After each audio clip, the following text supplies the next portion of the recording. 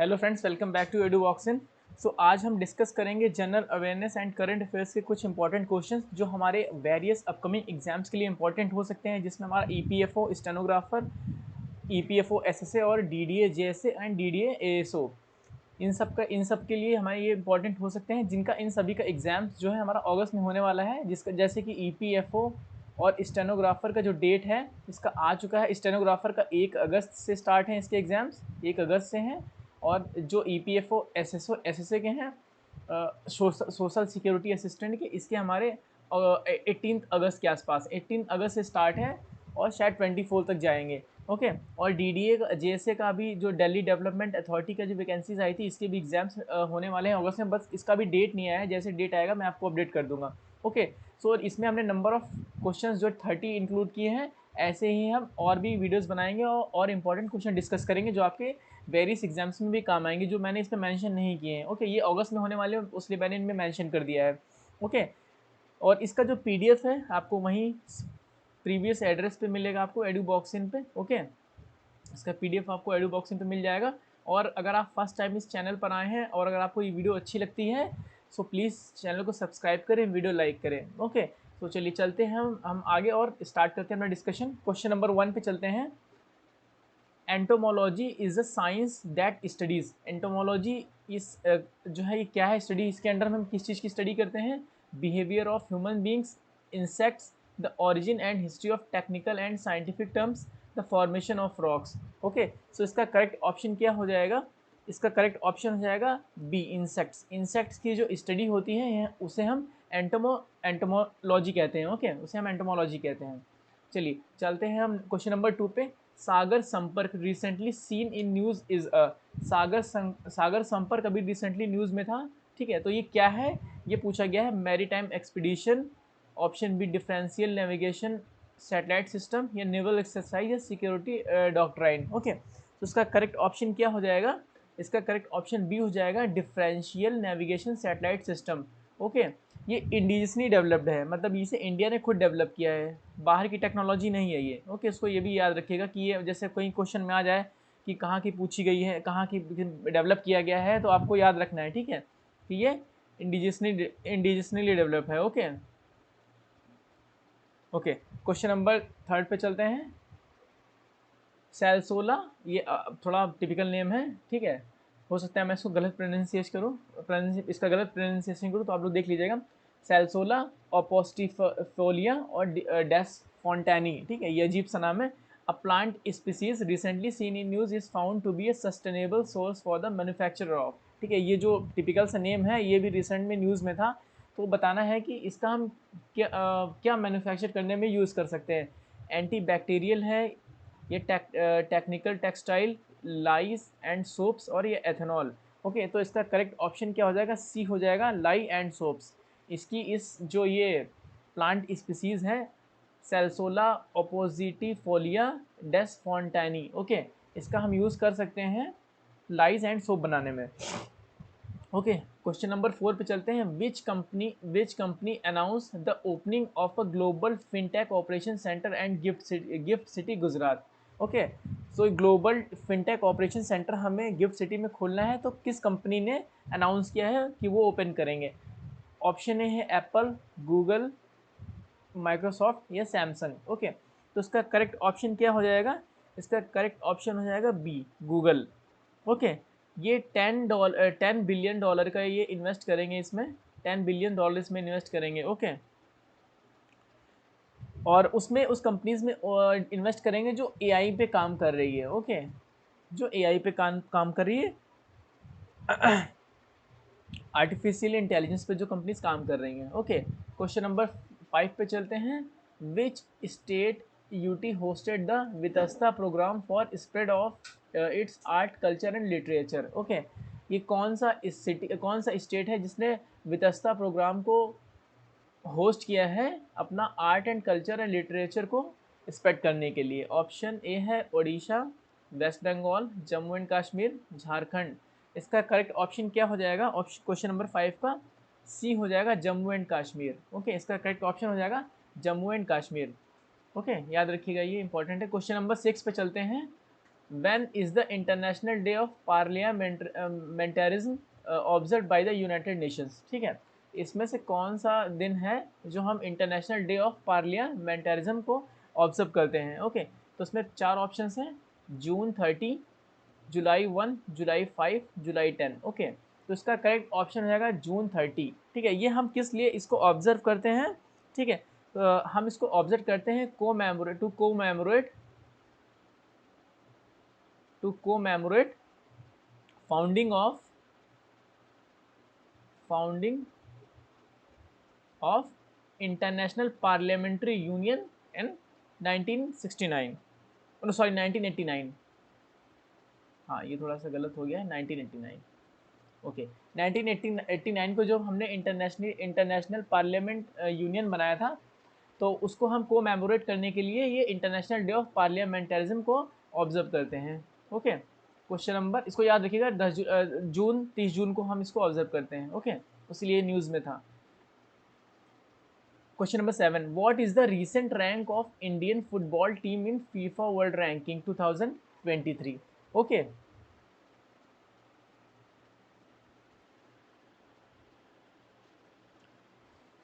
हाँ, okay, so what is the recent rank of Indian football team in FIFA world ranking 2023। Okay, इसमें से कौन सी rank है इंडिया की करंट में। ओके, तो इसका करेक्ट ऑप्शन हो जाएगा बी, 100। इसकी अभी 100 रैंक आ चुकी है, यानी हम टॉप 100 में आ चुके हैं फुटबॉल टीम में।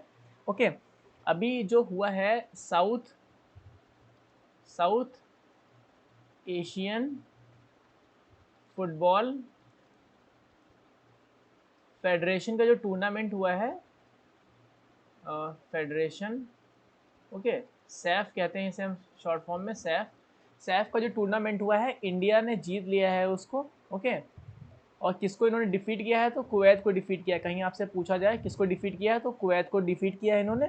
ओके, ये भी करंट न्यूज़ में है, करंट अफेयर्स में, इसको भी याद रखिएगा। South Asian football federation Saif का जो टूर्नामेंट हुआ था, इंडिया ने उसे जीत लिया है, और किसको डिफीट किया, कुवैत को डिफीट किया। 2023 की बात हो रही है। ओके, चलिए चलते हैं आगे। Which bank appointed former NPCI MD AP Hota as its chairman. किस, हाँ, ओके, किसे अपॉइंट किया गया है, किस बैंक, हाँ, विच bank appointed former NPCI, national payment corporation of India MD, ये फॉर्मर एमडी थे national payment corporation of India के। ओके, तो किस बैंक के चेयरमैन अपॉइंट किए गए हैं, state bank of India, federal bank, Canara bank या कर्नाटका बैंक। तो इसका करेक्ट ऑप्शन हो जाएगा बी, फेडरल बैंक। ठीक है, ये फॉर्मर एमडी थे एनपीसीआई के, अब इन्हें फेडरल बैंक का चेयरमैन अपॉइंट कर दिया गया है। ओके, ये भी इंपॉर्टेंट है, इसको भी याद रखिएगा। ओके, चलिए चलते हैं हम क्वेश्चन नंबर 9 पे। Okay, the report title burden of disease attributable to unsafe drinking water sanitation and hygiene 2019 update. Okay, ये किस ऑर्गेनाइजेशन के द्वारा रिलीज़ किया गया है। क्वेश्चन नंबर 9 की बात हो रही है। इसमें ऑप्शंस हैं WHO, AIIMS, IIT Bombay and UNICEF. Okay, तो इसका करेक्ट ऑप्शन क्या हो जाएगा, इसका करेक्ट ऑप्शन हो जाएगा ए, WHO, वर्ल्ड हेल्थ ऑर्गेनाइजेशन के द्वारा ये रिलीज़ की गई है। इसको याद रखिएगा, इंपॉर्टेंट है ये भी। Question number 10, which institution issued guidelines on information security practices for government entities for safe and trusted internet। Okay, question number 10 की बात हो रही है, तो इसमें इसका करेक्ट ऑप्शन क्या हो जाएगा। ऑप्शन इसमें देख लेते हैं पहले, ए NASSCOM, shirt, CDAC, NITI Aayog. Okay, इसका करेक्ट ऑप्शन हो जाएगा CERT In. Okay, question number 10। चलिए आगे चलते हैं हम क्वेश्चन नंबर 11 की तरफ। Who has appointed as a solicitor general of India recently, ये करंट अफेयर की न्यूज़ है, कौन हाल ही में कौन solicitor general of India appoint हुआ है। तो इसका ऑप्शंस देख लेते हैं, तुषार मेहता, बिपिन रावत, गिरीश चंद्र मुर्मू या पीके Srivastava.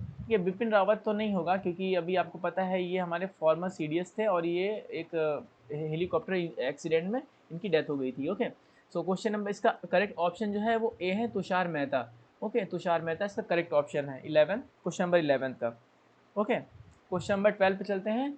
The national sickle cell anaemia elimination mission NSCEM was launched in which of the following state? ठीक है, किस स्टेट में ये national sickle cell anaemia elimination mission launch किया गया है? क्वेश्चन नंबर 12 है, तो इसका करेक्ट ऑप्शन है मध्य प्रदेश। ओके, मध्य प्रदेश में ये लॉन्च किया गया है। और इसे किसने लॉन्च किया है? तो इसे प्राइम मिनिस्टर नरेंद्र मोदी जी ने लॉन्च किया है। Okay, prime minister Narendra Modi ji ने इसको लॉन्च किया है। और किस डिस्ट्रिक्ट में किया है? तो आपको डिस्ट्रिक्ट याद रखना है, वैसे इतना डीप में जाने की ज़रूरत नहीं, लेकिन आपको पता होना चाहिए। ठीक है, MP स्पेसिफिक में आ सकता है ये, शहडोल। ठीक है, शहडोल, ये डी है, शहडोल डिस्ट्रिक्ट है MP का, यहाँ से ये लॉन्च किया गया है। ओके, चलिए क्वेश्चन नंबर हम आगे चलते हैं, क्वेश्चन नंबर 13 पे। Which country was recently approved as a member of Shanghai corporation organisation? SCO का ये न्यूली मेंबर है। ठीक है, ये बहुत इंपॉर्टेंट क्वेश्चन है, क्वेश्चन नंबर 13, इसको जरूर याद रखिएगा। इनमें से कौन सी कंट्रीज है जो रिसेंटली अप्रूव हुई है? ठीक है, इसमें कितने ऑप्शन हैं? ईरान, इजराइल, अफगानिस्तान या म्यांमार? तो इसका करेक्ट ऑप्शन हमारा ए हो जाएगा, ईरान। ईरान को हमें हमें अभी मतलब ईरान को भी SCO की नई मेंबरशिप मिली हुई है। क्वेश्चन नंबर 13, ये 18 ईयर से इसको ऑब्जर्वर स्टेटस मिला हुआ था। ओके, ये भी याद रखिएगा, आपको बस पता होना चाहिए, ऐसा नहीं कि कहीं पूछा जाएगा कि कितने सालों से वो ऑब्जर्वर स्टेट का दर्जा उसको था। 18 ईयर से ये ऑब्जर्वर स्टेट था और फाइनली इसको अब जाकर के फुल फ्लैश मेंबरशिप इसको मिली है SCO की। ओके, एक क्वेश्चन कमेंट बॉक्स में इसका आंसर बताइएगा, जो ये हमारा SCO है इसका हेडक्वार्टर कहाँ है? ओके, हेडक्वार्टर इसका कहाँ पर है आपको बताना है, SCO का हेडक्वार्टर। जो सबसे पहले कमेंट करेगा या जिसका कमेंट हो आएगा, मैं करेक्ट आंसर आएगा, मैं सबका कमेंट पिन कर दूंगा और हार्ड कर दूंगा। Okay, question number 14, which Indian tennis player won his maiden title on the ATP world tour the Mallorca championship? The okay, the Mallorca championship का जो टाइटल है ATP वर्ल्ड टूर का, ये किस टेनिस प्लेयर ने, Indian tennis player ने इसको जीता है? तो इसका इसका इसके ऑप्शन देख लेते हैं। रोहन बोपाना, सोमदेव देववर्मन, या यूकी बम्परी, या रामकुमार रामानाथन। ओके, तो इसका करेक्ट ऑप्शन जो है क्वेश्चन नंबर 14 पे क्या हो जाएगा? यूकी बम्बारी, यूकी भाम्बारी, भाम्बरी, कुछ भी पढ़ सकते हैं, यूपी भाम्बरी। ओके, इसका करेक्ट ऑप्शन हो जाएगा। क्वेश्चन नंबर 15 पे चलते हैं। The government of India has cautioned which segment of companies to not use dark patterns of their platforms? ठीक है, गवर्नमेंट ऑफ इंडिया ने अभी वार्निंग दी है, क्वेश्चन किया है कि हमारी कंपनीज को ये डार्क पैटर्न नहीं यूज़ करना है। ओके, सो किसके लिए, किस सेक्टर के लिए बेसिकली ये? तो इसमें 4 ऑप्शन है, E-कॉमर्स के लिए है, या इंश्योरेंस सेक्टर के लिए, बैंकिंग सेक्टर के लिए, या हेल्थ केयर सेक्टर के लिए है। ओके, तो इसका करेक्ट ऑप्शन जो है क्वेश्चन नंबर 15 का ए है, ये E-कॉमर्स के लिए है। ओके, E-कॉमर्स इंडस्ट्री है उसके लिए है। ये डार्क पैटर्न्स के बारे में हम बात करें तो डार्क पैटर्न्स क्या है? ठीक है, तो ये referred as deceptive patterns are the method employed by the website or applications to manipulate users to perform action they did not want to do। ठीक है, देखिए सिंपल से आसान भाषा में समझ लीजिए कि ये ऐसे एक्शंस हैं जो कस्टमर्स नहीं करना चाहते हैं, फिर भी उनसे करा लिया जाता है। और जैसे कोई सर्वे आ गया, कोई E-कॉमर्स वेबसाइट पे है, कोई सर्वे आ गया कि इस पर क्लिक करिए, यस नो, या आप मार्क करिए। ठीक है, जो आप नहीं करना चाहते लेकिन आपको फिर भी करना पड़ेगा क्योंकि वो पॉपअप आपकी स्क्रीन पे आ गया है। ओके, सो उसी चीज़ को मैनिपुलेट करने के लिए, उसी चीज़ को हमको रिमूव करने के लिए हमको ध्यान रखना है कि उस चीज़ से हमें बचना है। ओके, क्वेश्चन नंबर 16 पे चलते हैं। विच स्टेट यूटी लॉन्च्ड मो जंगल जामी योजना? ठीक है, मो जंगल जामी योजना किस स्टेट से रिलेटेड है? वेस्ट बंगाल से है, उड़ीसा से है, झारखंड से है, या कर्नाटका से है? ओके, तो इसका करेक्ट ऑप्शन हो जाएगा बी हमारा, उड़ीसा। Question number 16। ओके, ये है क्या? देखिए, ये मो जंगल जमी योजना है, ये है to enhance forest right for tribal communities and forest dwellers. Okay, किस चीज़ के लिए? ये भी याद रखिएगा, ये क्या है? To enhance forest rights, forest rights for tribal communities, for tribal communities, okay, for tribal communities and forest dwellers, forest dwellers. Okay, DWELLERS, okay, forest dwellers. Okay, याद रखिएगा। एक मो सरकार आया था, आप वो भी बताइएगा। वैसे नाम से आप समझ सकते हैं मो सरकार, ठीक है, ये भी उड़ीसा से रिलेटेड है। ओके, क्वेश्चन नंबर 17 पे चलते हैं।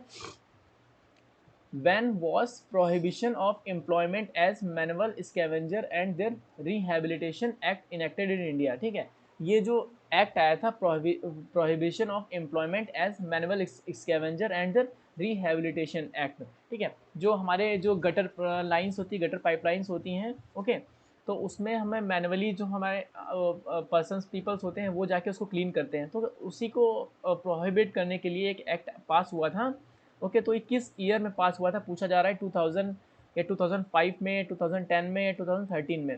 तो इसका करेक्ट ऑप्शन हमारा डी हो जाएगा, 2013 में ये एक्ट हमारा पास हुआ था, ठीक है, इसको भी याद रखिएगा आप। चलते हैं हम नेक्स्ट क्वेश्चन पे। ये बहुत इंपॉर्टेंट है, क्वेश्चन नंबर 18, ठीक है, इसको एकदम स्टार मार्क कर लीजिएगा। Ambergris which was in news recently is also called, ठीक है, ये पहली चीज़ तो एम्बरग्रिस के बारे में बात करें, ये है क्या। इसे हम वेल वॉमिट के नाम से भी जानते हैं, वेल वॉमिट के भी नाम से जानते हैं। ओके, ये एक सब्सटेंस होता है, स्टोन जैसा दिखता है, इस टाइप का, मतलब कैसे भी शेप हो सकता है, तो मैंने ऐसे बना दिया, ठीक है। ये क्या होता है कि ये साइंटिस्ट जो हैं हमारे वो कहते हैं कि ये अनडाइजेस्टिव फूड होता है वेल का, जब वो डाइजेस्ट नहीं कर पाती तो उसे वॉमिट कर देती हैं। और ये इसका यूज़ जो होता है परफ्यूम इंडस्ट्री में बहुत ज़्यादा होता है, परफ्यूम इंडस्ट्री में, और फ्रेगनेंस बनाने के लिए, और कुछ मेडिसिनल इसके भी यूज़ हैं। ओके, तो उस वजह से ये न्यूज़ में हमेशा रहता है, इसका यूज़ होता है, और ये बहुत ही ज़्यादा कॉस्टली होता है, इसीलिए इसे हम किस नाम से जानते हैं, यही पूछा गया। फ्लोटिंग गोल्ड है, ड्राई मस्क है, ड्राई आइस है, मरीन गोल्ड है। ओके, तो इसका करेक्ट ऑप्शन है फ्लोटिंग गोल्ड है, फ्लोटिंग गोल्ड। इसकी जो वैल्यू होती है वो करोर्स में होती है। आप अगर आपको थोड़ा सा मिल जाए तो आप समझिए करोड़पति हो गए, ठीक है, बहुत ही महंगा होता है ये। वोल सॉरी वेल वॉमिट भी हम इसे कहते हैं, और इसे हम जो नेम है एम्बर ग्रीस कहते हैं। एग्जाम्स में आएगा तो आपका एम्बर ग्रीस नाम से ही आएगा। अब बाकी आपको अदर नेम्स भी पता होना चाहिए, इसे वेल वॉमिट भी कहते हैं, फ्लोटिंग गोल्ड भी कहते हैं। इसका यूज़ कहाँ होता है, परफ्यूम एंड फ्रेगनेंस इंडस्ट्री में इसका यूज़ होता है, कुछ मेडिसिनल यूज़ भी इसके होते हैं।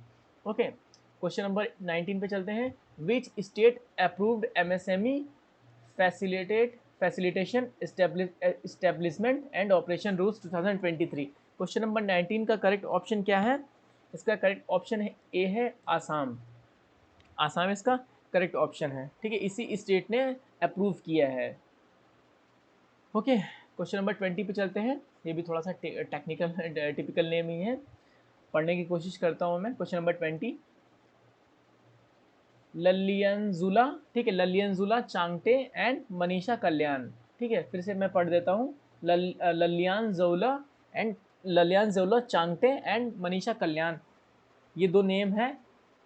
Who were in news recently, ये रिसेंटली न्यूज़ में थे, किस स्पोर्ट से बिलोंग करते हैं पूछा गया है, क्रिकेट, फुटबॉल, बैडमिंटन या स्क्वाश। ओके, तो इसका क्वेश्चन नंबर 20 का करेक्ट ऑप्शन क्या हो जाएगा, बी हो जाएगा फुटबॉल। ये दोनों प्लेयर हमारे फुटबॉल से रिलेटेड है। ओके, क्वेश्चन नंबर 21 की तरफ चलते हैं। विच union ministry publish the report of performance grading index for the districts. Okay, question number 21। Okay, तो ये किस मिनिस्ट्री के अंडर में आता है, किस मिनिस्ट्री ने इसको पब्लिश किया है, मिनिस्ट्री ऑफ एजुकेशन या मिनिस्ट्री ऑफ होम अफेयर्स या नीति आयोग या ministry of external affairs. Okay, तो इसका करेक्ट ऑप्शन हो जाएगा ministry of education. Ministry of education के द्वारा ये रिलीज़ की गई है, पब्लिश करी गई हैं। ओके, ये दो फेज़ के लिए करी गई हैं, 2020 के लिए भी नहीं हुई थी, तो 2020-21 के लिए, और 2021 और 22 दोनों के लिए रिलीज़ की गई हैं। ओके, 2020 में कितने 742 डिस्ट्रिक्ट लिए गए थे, और इसमें 48 डिस्ट्रिक्ट लिए गए थे, बहुत सारे डिस्ट्रिक्ट बढ़ा दिए गए हैं। ओके ओके, चलते हैं हम आगे क्वेश्चन नंबर 20 की तरफ। हाँ, इसका मिनिस्ट्री याद रखिएगा, मिनिस्ट्री ऑफ एजुकेशन के अंडर पब्लिश किया है इसको। Okay, question number 22, reward programme is assisted by which institution in India. Okay, reward programme है, इसे किस इंस्टीट्यूशन के द्वारा असिस्ट किया जा रहा है। चार ऑप्शन हैं इसके, world bank, world economic forum, international monetary fund या world trade organization. Okay, question number 22 की बात हो रही है, तो इसका करेक्ट ऑप्शन हो जाएगा वर्ल्ड बैंक। वर्ल्ड बैंक इसे असिस्ट कर रहा है। अगर हम रिवार्ड की बात करें तो क्या है ये, rejuvenating watershed for agriculture resilience through innovative development। Okay, इसका फुल फॉर्म मैं एक बार फिर से लिख देता हूं, इसको याद रखिएगा। rejuvenating watershed for agriculture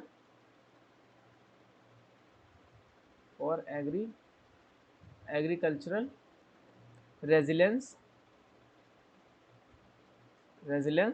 development। Okay, resilience through innovative development। Okay, innovative development. मैं डिक्टेट कर रहा हूँ, ठीक है, राइटिंग हो सकता है थोड़ा ना समझ में आए, डेवलपमेंट, तो आप लोग सॉरी उसके लिए। Rejuvenating watershed for agricultural resilience through innovative development. ठीक है, ये किस कब तक के लिए है, तो ये 2021 से लेकर के 2026 के लिए है। ओके, इसको याद रखिएगा।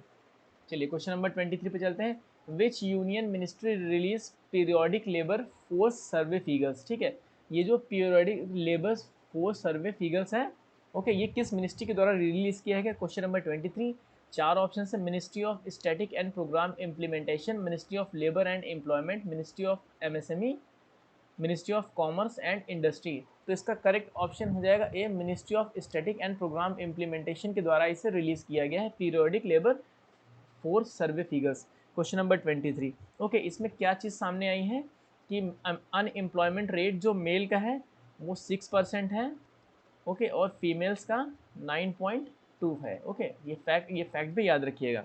ओके, ये अनएम्प्लॉयमेंट की रेट है, अनएम्प्लॉयमेंट की। Okay, unemployment unemployment rate. Okay, question number 24, which state UT launch the artificial intelligence for youth initiative. ये भी इंपॉर्टेंट क्वेश्चन है, बहुत न्यूज़ में था।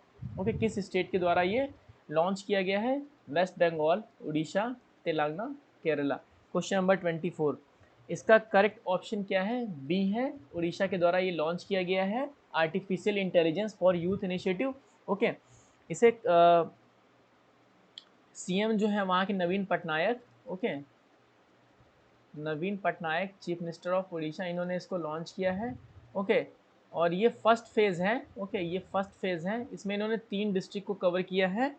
इतना डीप में पूछेंगे नहीं, बस मैं आपको बता रहा हूँ, आपको बस याद रखना है, इन केस अगर कहीं आता है तो आपको पता होना चाहिए। ओके, भुवनेश्वर, शॉर्ट फॉर्म लिख रहा हूँ भुवनेश्वर, और ये पुरी और कटक। ओके, कटक, ये 3 डिस्ट्रिक्ट्स में इन्होंने फर्स्ट फेज में इसको लॉन्च किया है, artificial intelligence for youth initiative, इसको याद रखिएगा। ओके, क्वेश्चन नंबर 25 पे चलते हैं। विच union ministry implements the PM Svanidhi scheme. PM Svanidhi scheme किस मिनिस्ट्री के द्वारा इम्प्लीमेंट किया गया है। Ministry of housing and urban affairs, ministry of MSME, ministry of power, ministry of rural development. Okay, question number 25, question number 25 का correct option हो जाएगा ministry of housing and urban affairs. Okay, ये launch किया गया था, question number 25 है हमारा। ठीक है, ये एक माइक्रो क्रेडिट स्कीम है launched by government of India. ठीक है, ये माइक्रो, मैं यहाँ लिख देता हूँ, micro credit scheme, micro credit scheme है जो गवर्नमेंट ऑफ इंडिया के द्वारा 2020 में लॉन्च की गई थी। किसके लिए की गई थी, हैंड होल्डिंग सपोर्ट्स देने के लिए स्ट्रीट वेंडर्स पे। जब पेंडेमिक आया था तो जो इकोनॉमिक स्ट्रेस आया था जिसमें हमारी स्ट्रीट वेंडर्स को बहुत ज़्यादा दिक्कतों का सामना करना पड़ा था, तो वो उसको सपोर्ट करने के लिए, वो उसको फाइनेंशियली सपोर्ट करने के लिए स्कीम आई थी। ओके, स्ट्रीट वेंडर्स के लिए ये स्कीम आई थी, याद रखिएगा। स्ट्रीट वेंडर जो सड़क के किनारे अपनी दुकान लगाते हैं, ठेला लगाते हैं, ओके, स्ट्रीट वेंडर्स वेजिटेबल्स लगाते हैं, फ्रूट्स लगाते हैं, उनके लिए थी। ठीक है, ये फाइनेंशियल सपोर्ट था। ये 2019 जो पैंडेमिक आया था 1920 में, ठीक है, वो उसके इकोनॉमिक स्ट्रेस को ये हैंडल करने के लिए था। ओके, क्वेश्चन नंबर 26 की तरफ चलते हैं। विच institution release the draft direction on cyber resilience and digital payment security controls for PSOs। Okay, ये इसका करेक्ट ऑप्शन क्या है, question number 26, which institution release draft master for direction on cyber resilience and digital payment security controls for PSOs। ठीक है, question number 26, इसका correct option क्या हो जाएगा? ऑप्शन देख लेते हैं, NPCI, नीति आयोग, RBI या SEBI। तो इसका करेक्ट ऑप्शन हो जाएगा C, RBI। RBI के द्वारा किया गया है। ओके, ये किस लिए है? देखिए ये एक,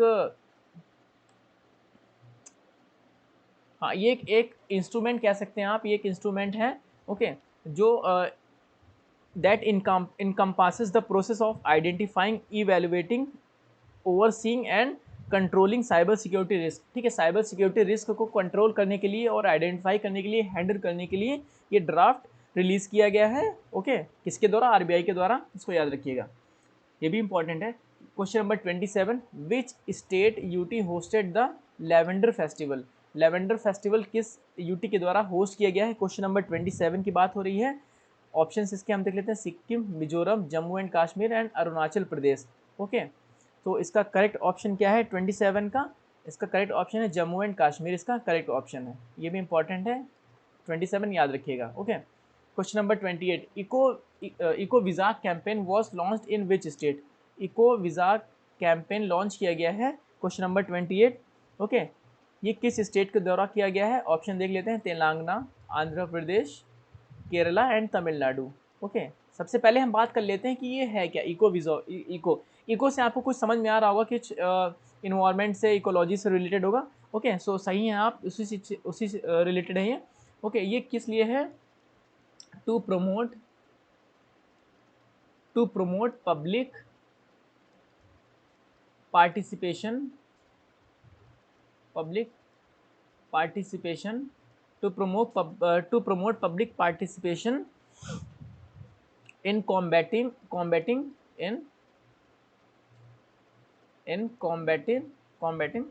air and plastic pollution. Okay, air and plastic pollution. Okay, आगे समझ में, इसको याद रखिएगा। ओके, इको वीज़ा कैंपेन है, किसके द्वारा लॉन्च किया गया था? तो इसका करेक्ट ऑप्शन हम जान लेते हैं। इसका करेक्ट ऑप्शन है आंध्र प्रदेश के द्वारा ये लॉन्च किया गया था, to promote public participation in combating air and plastic pollution. Okay, इसके कंपोनेंट्स की बात कर लें अगर, तो 5 कंपोनेंट्स हैं। वैसे उतना इंपॉर्टेंट है नहीं, लेकिन फिर भी आप जान लीजिए। क्लीनिंग, ओके, 5 कंपोनेंट हैं इसके। क्लीनिंग है, ग्रीनरी है, वेस्ट कंजर्वेशन है, वेस्ट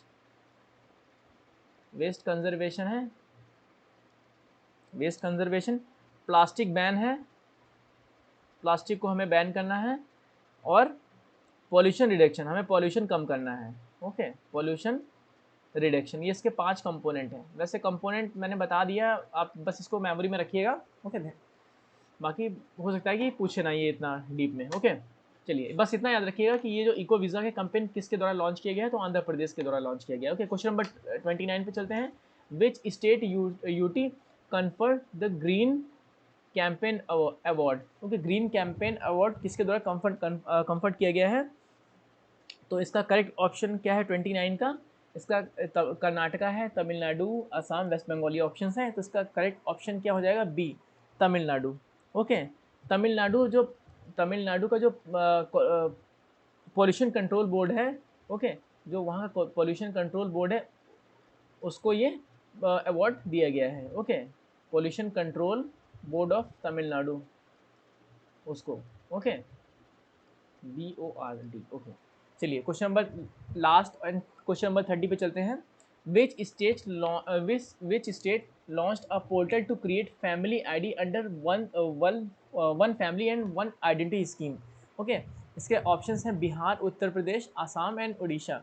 तो इसका करेक्ट ऑप्शन हमारा हो जाएगा उत्तर प्रदेश। उत्तर प्रदेश के द्वारा लॉन्च किया गया है ये हमारा